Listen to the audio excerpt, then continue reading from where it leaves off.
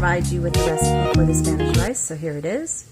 In the pot, I've added a 1/4 cup of vegetable oil. You can use canola oil, just any flavorless oil, and 3 cups of rice.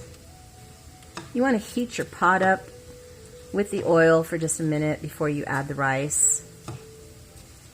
And at this point, you're going to mix it around a little bit. Make sure your rice does not burn. You want to have a very heavy bottom pot.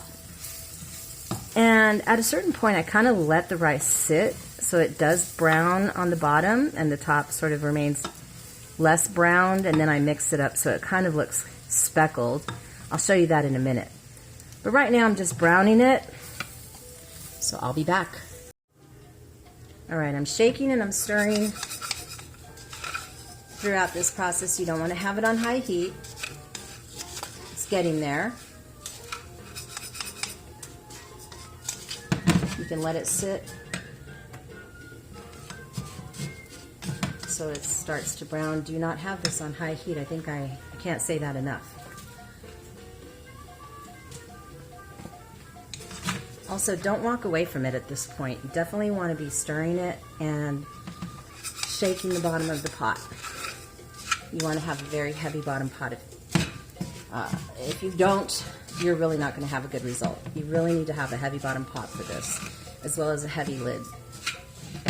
So, once you get to this point where you can see the speckling, the darker pieces of the rice, and the lighter pieces of the rice, that's how I like it.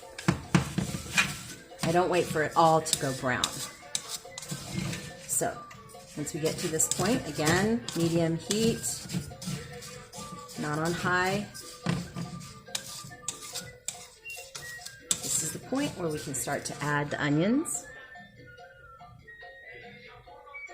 Now the onions, the recipe will be posted for you as well.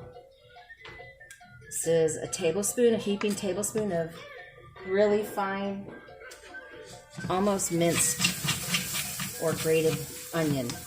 And you really don't want it to go to the bottom of your pot. I try to cook it at the top on the hot rice itself so that it just begins to soften.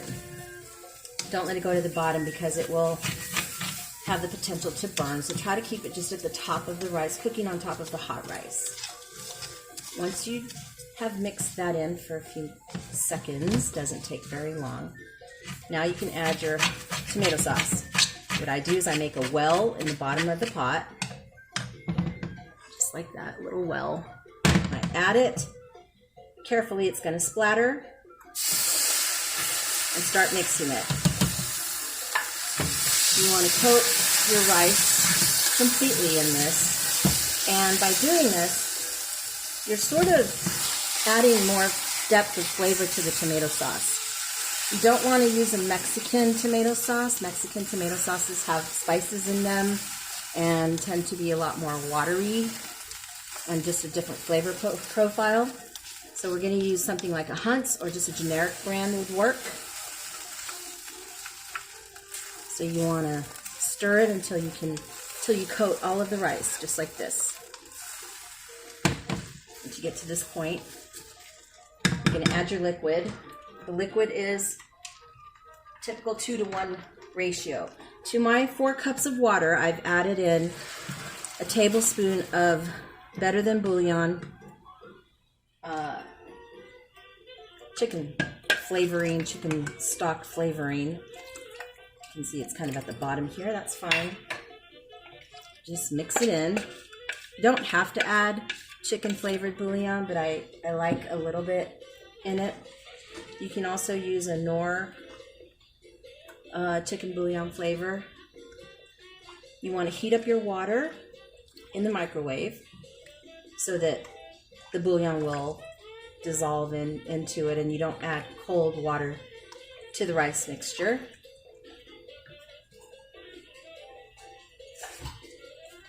Make sure you get all your tomato sauce in there. Mix that up. Now you can start to add your spices. You can turn up the heat a little bit. It's going to be a teaspoon of garlic powder, half a teaspoon of onion powder, just a dash of cumin, and a if you want a small pinch of oregano, if you can grind it well enough to where you don't detect it when it's done. Those are optional, but pinch of cumin really makes a difference. Hi guys. All right, so the end of that last segment, my phone died. But the only thing I had to do was add the tomato bouillon noir that's in the recipe. It's a tablespoon of it. And brought it up to a simmer, so I turned the heat up a little bit. I had already turned the heat up. As soon as it starts to come to a boil or a simmer, I put the lid on it. Heavy lid, just like this. You want a really heavy lid on your pot. Heavy bottom pot. So 20 minutes later, this is what you get.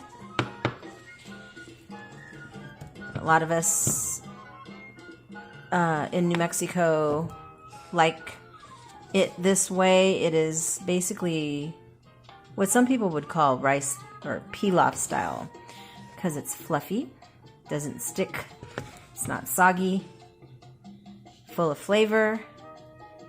And the technique and the recipe that I have shown you is very consistent. So I wanted to show you yesterday I made this rice. I made a fresh pot for you for the video today, but this is yesterday's, and you can see that the consistency is the same as what I just made today. So you follow the technique and the recipe, you will end up with a really good fluffy rice and tastes great. Good luck. Let me know how it works out. Take care.